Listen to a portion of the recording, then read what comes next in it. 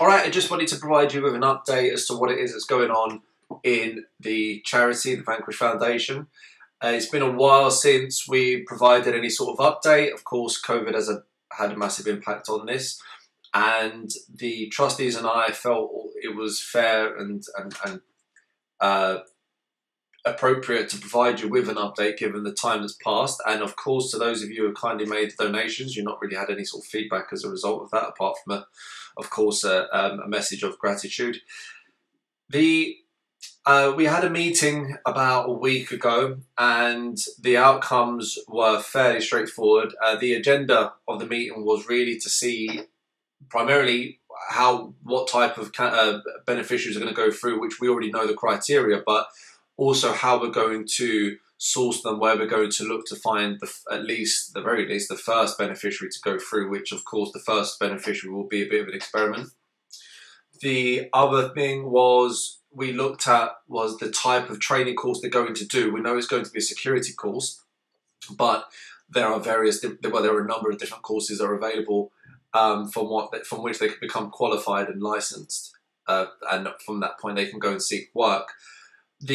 We originally were considering the longest recognised course, which is a minimum of 12 days. It's actually 15 days with first aid. But what we've decided is to go for the shorter 4-day door supervisor course. This will allow them to attend and become trained, qualified and licensed, of course. But the license, importantly, allows them to do pretty much everything that the longer training course license will enable them to do. But there are some very minimal restrictions. But those restrictions are the ability to provide bodyguard services to an individual, which in reality, and this is what was discussed at quite some detail, in reality, they're not likely to go out and acquire a close protection related role because of the very nature of the industry. It's a very competitive market, and there are many other factors that impact one's ability to be able to do that. And we also considered that once they've done their door supervision course or door supervisor course, they will then be able to go out, seek work, and if they want to later on, perhaps we can enable them to progress onto the longer course and acquire the more capable license, as it were.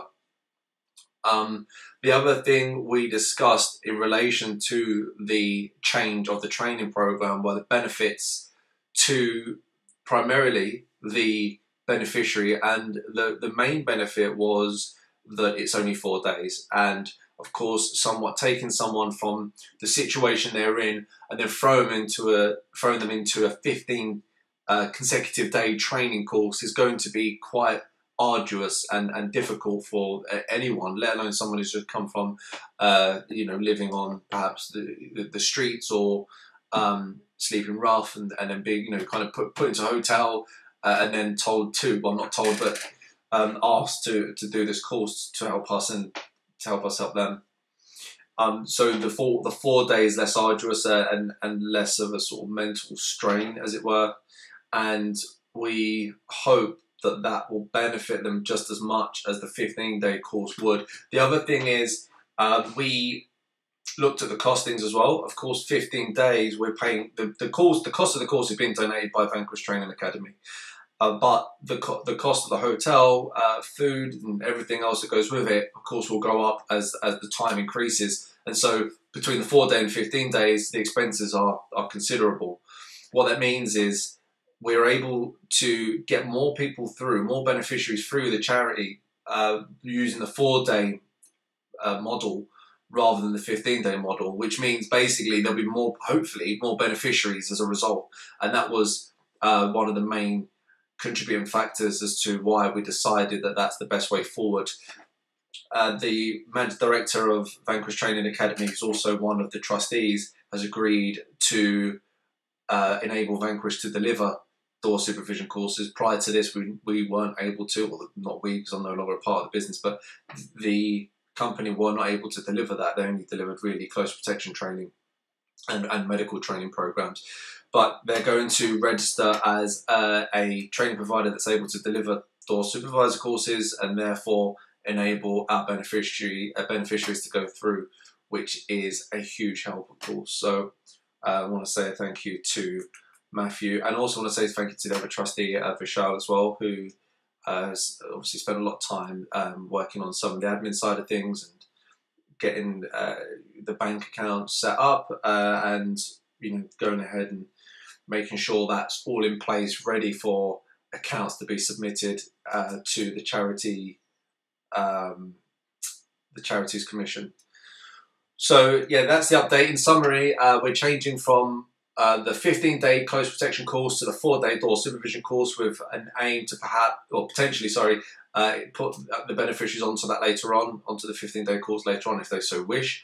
And the reason for that is because of the cost and because of the additional benefits that we feel it will give to the beneficiaries. And that's pretty much it. We are hoping to get someone through early next year. The first training program, we believe, will take place somewhere between March and June, and we're going to use the initial donations to fund that first beneficiary. Of course, there are a few things to happen between now and then. There's going to be some policies that need to be drawn up by myself, and some processes that need to be agreed to as well. But once that's done, we will be good to go early next year.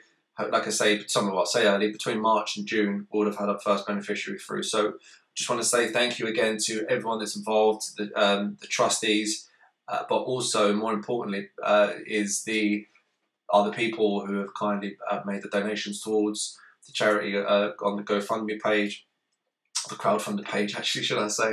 Apologies. And yeah, we really appreciate it. And like I say, we'll be more proactive in keeping you updated from this point forward. Thank you once again, and we'll speak to you soon.